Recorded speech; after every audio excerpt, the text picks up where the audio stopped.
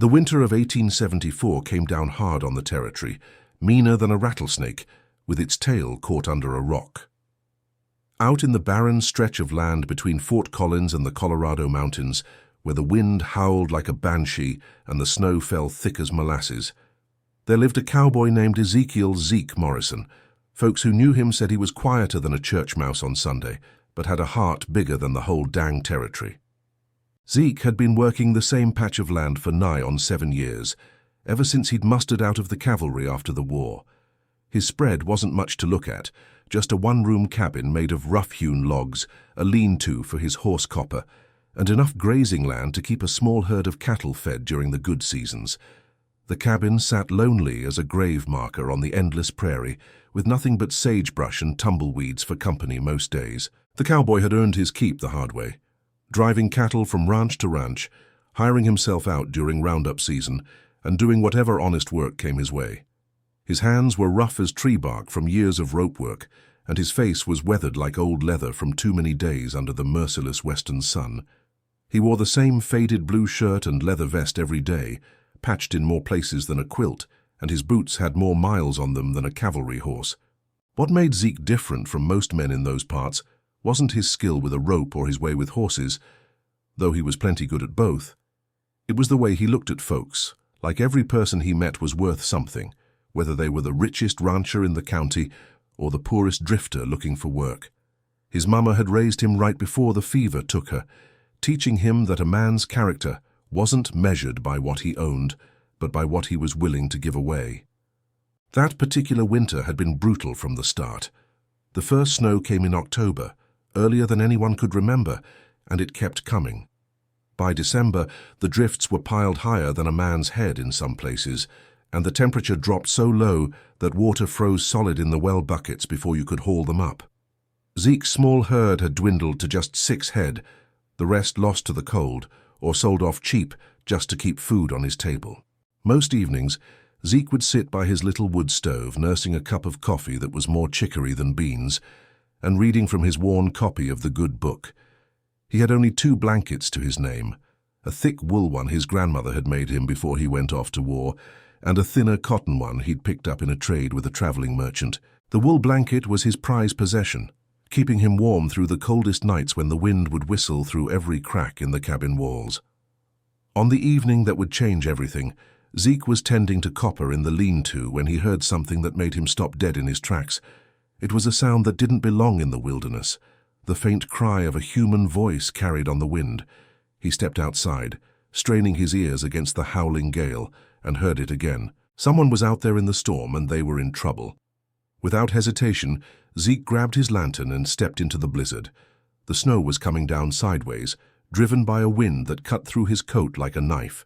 He could barely see 10 feet in front of him, but he followed the sound, calling out as he went. The voice grew stronger, and soon he could make out words. A woman's voice speaking in a language he didn't recognize, but the fear and desperation in it needed no translation. He found her about a quarter mile from his cabin, collapsed in a snowdrift that had formed against a cluster of rocks. She was a young woman, maybe 20 years old, with dark hair and skin that marked her as one of the local tribes. Her clothes were soaked through, and she was shivering so violently that her teeth sounded like castanets. Beside her in the snow was a bundle, a baby, wrapped in what looked like a deer hide, but the child was ominously quiet. Zeke didn't waste time with questions. He scooped up both the woman and her child, surprised at how light they felt, and carried them back to his cabin through the driving snow. The woman was barely conscious, mumbling words in her native tongue that sounded like prayers. The baby, a little girl no more than 6 months old, was frighteningly still and cold to the touch. Once inside, Zeke laid them both on his bed and stoked the fire until it was roaring. He put water on to boil and began the process of trying to warm them back to life. The woman's lips were blue, and her fingertips showed signs of frostbite. The baby was worse. Her little face was pale as snow, and her breathing was so shallow it was barely visible. The cowboy worked through the night, doing everything he knew how to do. He wrapped the baby in his cotton blanket and held her close to the fire, rubbing her tiny hands and feet to get the blood flowing. He made the woman drink warm water mixed with a little whiskey, spooning it into her mouth when she was too weak to hold the cup herself. All the while the storm raged outside, shaking the cabin like it was trying to tear it apart. As dawn approached, the woman began to revive. Her eyes fluttered open, and she looked around the cabin with confusion and fear. When she saw Zeke tending to her baby, she tried to sit up, speaking rapidly in her native language. Zeke held up his hands in a gesture of peace and pointed to himself, then to her and the child, trying to show that he meant no harm. The woman's name, as near as Zeke could make out, was Ayana, which she managed to communicate meant eternal blossom in her tongue. The baby was her daughter, Selu, named for the corn spirit. They had been traveling with a small band of their people, trying to reach winter shelter in the mountains, when they had become separated during the storm. Ayana had been searching for the others when the blizzard overwhelmed her. Through a combination of gestures, simple English words, and drawings in the dirt, Ayana explained that her people had been driven from their traditional lands by settlers and soldiers. They were among the last free bands, trying to survive in the harsh wilderness rather than submit to life on the reservation. Her husband had been killed in a skirmish with cavalry 3 months earlier, leaving her alone with the baby.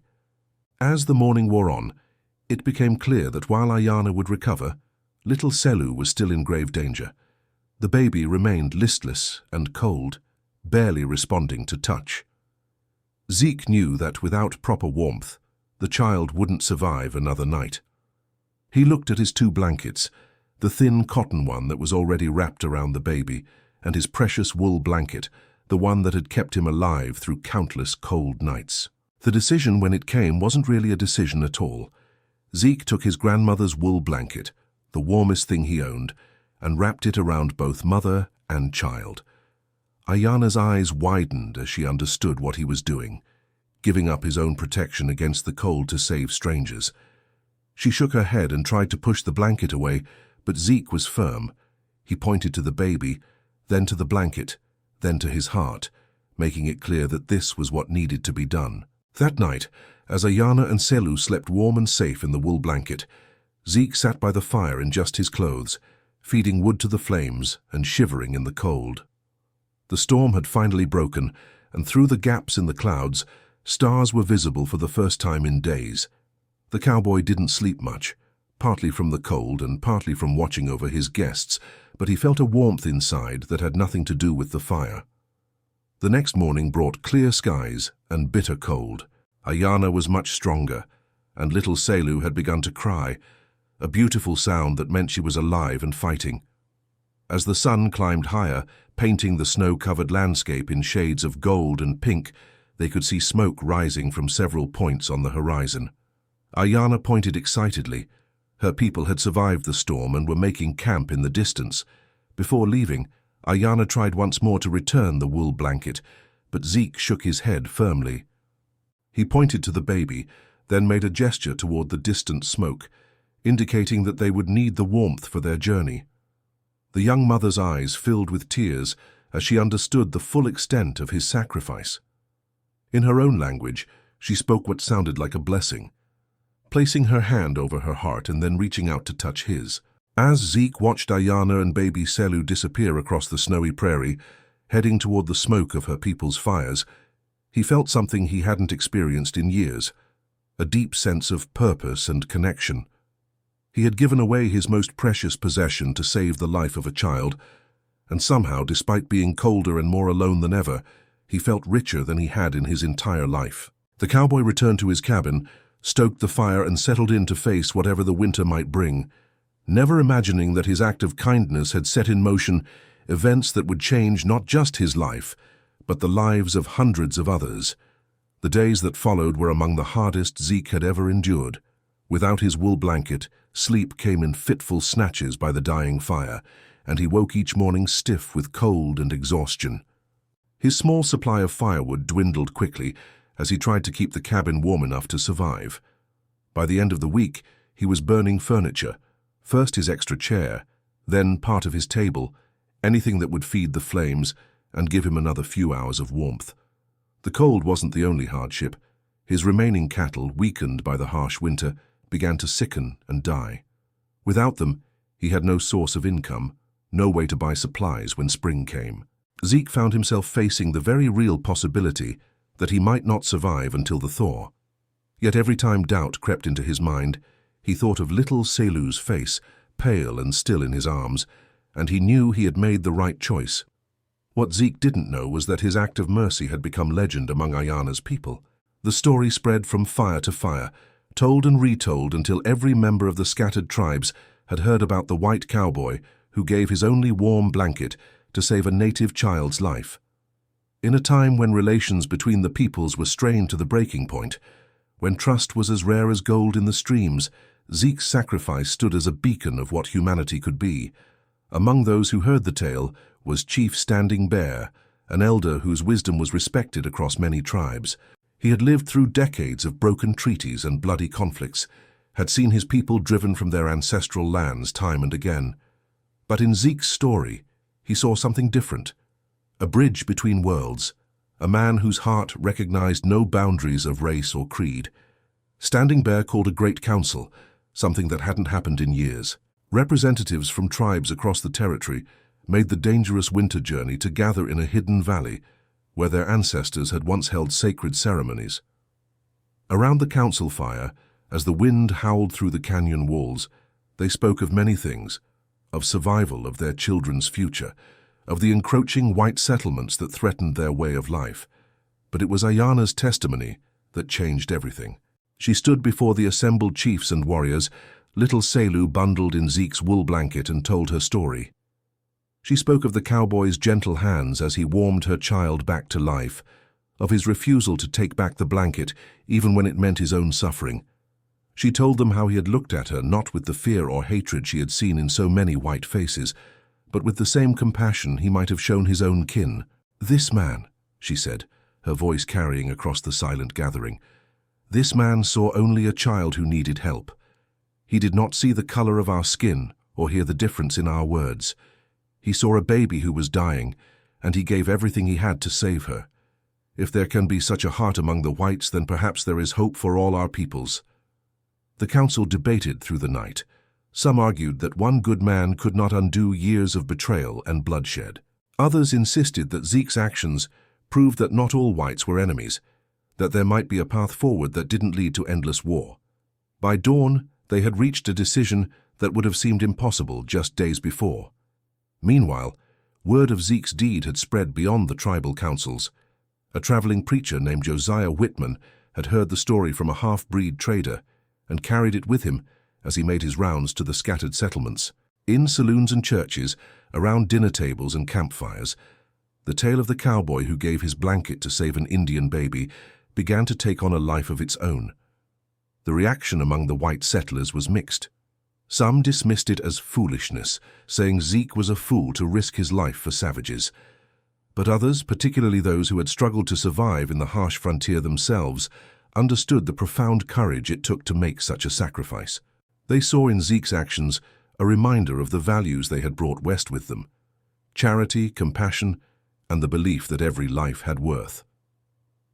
In the town of Cedar Creek, some 40 miles south of Zeke's cabin, a merchant named Tobias Fletcher heard the story from Preacher Whitman. Fletcher had lost his own son to pneumonia the previous winter, and the image of a man giving up his warmth to save someone else's child struck him like a physical blow. That night he sat in his store surrounded by goods and supplies and made a decision that his wife would later say changed the course of their lives. Fletcher began quietly organizing what he called the committee. He reached out to other merchants, to ranchers who had done well despite the hard times, to anyone with the means and the will to act on their conscience. The plan they developed was ambitious beyond anything the territory had ever seen. They would not simply help Zeke Morrison survive the winter, they would show him and the world what a community could accomplish when it came together for good. As February gave way to March, and the first hints of spring began to show in the lengthening days, Zeke found himself facing his darkest hour. His last cow had died in the night, his firewood was completely gone, and he was burning the floorboards of his cabin to stay alive. His hands shook constantly from the cold, and he could feel his strength ebbing away like water from a cracked barrel. It was on a Tuesday morning, with frost still thick on the ground, but the sun shining bright and warm for the first time in months, that Zeke heard the sound that would change everything. At first he thought it might be the wind, or perhaps his mind playing tricks on him in his weakened state. But as the sound grew closer, he realized what it was. Voices, dozens of them, singing hymns as they traveled. Zeke stumbled to his door and looked out across the prairie, shading his eyes against the brilliant snow. What he saw defied belief. A long procession was making its way toward his cabin, stretching back as far as the eye could see. There were wagons loaded with lumber and supplies, men on horseback carrying tools, women walking alongside with baskets of food, and children running and playing in the snow. At the head of the procession rode two unlikely companions, Tobias Fletcher, his store-bought clothes marking him as a town man, and Chief Standing Bear wrapped in traditional robes and carrying a ceremonial staff. Behind them came a sight that would have been impossible to imagine just months before: white settlers and Native Americans working side by side, united in a common purpose. As the procession reached Zeke's cabin, Fletcher dismounted and approached the bewildered cowboy. "Ezekiel Morrison," he said, his voice carrying across the suddenly quiet crowd, "we've come to repay a debt. The whole territory has heard what you did, giving your blanket to save a child's life. Today we aim to show you what that kindness has wrought." Standing Bear stepped forward and spoke in careful English, his words weighted with the dignity of his years. "You saved one of our children," he said. "In our way, that makes you family. Family does not let family suffer alone." He gestured to the mixed crowd behind him. "Today, we are all family." What followed was unlike anything the frontier had ever witnessed. In a display of cooperation that seemed to bridge every divide that had separated the peoples of the territory, the massive crowd set to work. White carpenters worked alongside native craftsmen, sharing techniques and materials. Women from the settlements cooked beside tribal mothers, their children playing together in the snow, as if such harmony was the most natural thing in the world. The plan, as Fletcher explained it to the overwhelmed cowboy, was nothing short of miraculous. Every family in the procession, and there were 180 of them in total, had committed to contributing either materials or labor toward building Zeke a new home. Not just a cabin, but a proper house, large enough for a family, built to last through whatever hardships the frontier might bring. As Zeke watched his old cabin being carefully dismantled and the foundation for his new home being laid, Ayana appeared at his side. She had traveled with Standing Bear's group, little Silu still wrapped in the wool blanket, now a symbol of the bond between their peoples. The young mother took Zeke's work-roughened hand in hers and spoke the English words she had been practicing for weeks. "Thank you," she said simply, and in those two words was contained all the gratitude, not just of one mother, but of an entire people who had learned that kindness could transcend any boundary. Zeke looked down at baby Selu, now healthy and bright-eyed, and felt tears freeze on his cheeks in the cold air. The house-raising continued for 3 days, and when it was finished, Zeke Morrison found himself the owner of the finest home in 3 counties. It was a 2-story structure with glass windows, a proper stone fireplace, and rooms enough for the large family he had never dared dream of having. But more than the house itself, he had gained something even more precious, a community that had learned to see past their differences and recognize the common humanity that bound them all together. On the evening of the 3rd day, as the last wagon disappeared over the horizon and the mixed crowd of settlers and natives headed back to their own homes, Zeke stood on the porch of his new house and marveled at what one simple act of compassion had accomplished. The house was magnificent beyond anything he had ever imagined owning. Solid oak beams, hand-carved railings, and windows that caught the last golden light of the setting sun. But it wasn't the craftsmanship that moved him most. It was the knowledge of how it had come to be. Inside the house, every room told a story of cooperation and unity. The kitchen had been built by Johann Brenner, a German immigrant whose own family had nearly starved their first winter, and who understood the value of having a warm place to prepare meals. The stone fireplace had been constructed by 2 bears, a master stoneworker from Standing Bear's tribe, who had selected each rock for its ability to hold and radiate heat through the coldest nights. In the main bedroom, Zeke found gifts that spoke to the hearts of those who had left them. A hand-stitched quilt from the ladies of Cedar Creek, made in a pattern called wedding ring, though Zeke had no bride to share it with. A rocking chair, carved by old Henrik Larsen, the Norwegian carpenter who had lost his own son in a mining accident and who had put all his grief and love into the smooth curves of the wood. On the mantelpiece sat a small clay pot, fired and painted by the tribal women, containing sacred herbs that would bring protection and peace to the household. But perhaps the most precious gift was a leather-bound journal, left on the kitchen table with a note from Preacher Whitman. "Every miracle deserves to be remembered," the note read. "Write down your story, Ezekiel, so that future generations might know what one act of kindness can accomplish." Zeke picked up the journal, its pages blank and waiting, and felt the weight of responsibility that came with being part of something larger than himself. As the weeks passed and spring began to assert itself across the territory, Zeke found that his life had changed in ways both practical and profound. Word of the house raising had spread far beyond the local settlements, carried by traders and travelers to distant towns and even to the territorial capital. Newspapermen came to interview him, wanting to write stories about the miracle on the prairie and the cowboy whose kindness had united bitter enemies. But fame sat uncomfortably on Zeke's shoulders. He was still the same quiet man who preferred the company of his horse to crowds of people, and he found the attention overwhelming. What mattered more to him were the lasting changes he saw in the community around him. The cooperation that had built his house had not ended with the completion of the work. White settlers began trading fairly with the tribal bands, exchanging grain and manufactured goods for hides and crafted items. Children from both communities played together when their families met at the trading posts, learning each other's languages and games. Most importantly, the cycles of retaliation and revenge that had plagued the territory for years began to break down. When disputes arose, both sides increasingly looked for peaceful solutions, remembering how much could be accomplished when people worked together rather than against each other. The story of Zeke's blanket became a touchstone, a reminder that there was always another way to handle conflict. Ayana and little Selu became regular visitors to Zeke's new home.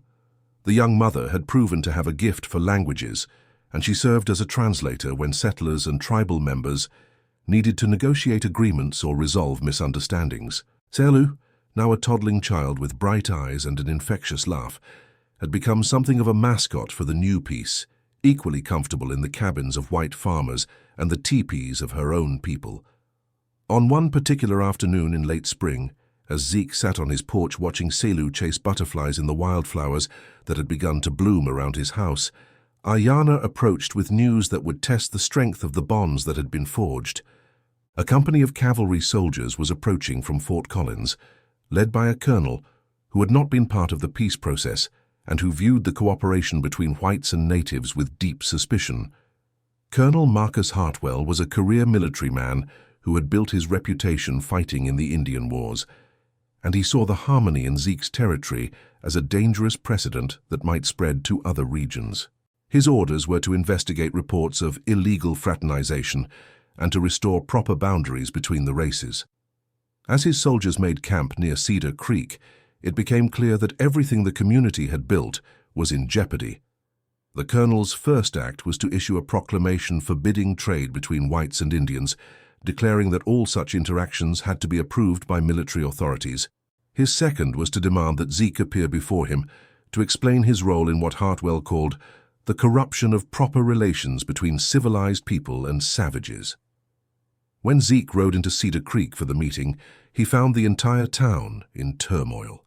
Families who had worked side by side just weeks before were now afraid to speak to each other. The natural friendships that had developed between children were being suppressed by parents who feared military retribution. The careful trust that had taken months to build was crumbling in a matter of days. Colonel Hartwell received Zeke in the back room of Fletcher's store, surrounded by his officers and with a stenographer taking notes of every word. The colonel was a thin, sharp-featured man with cold grey eyes and a mustache waxed to perfect points.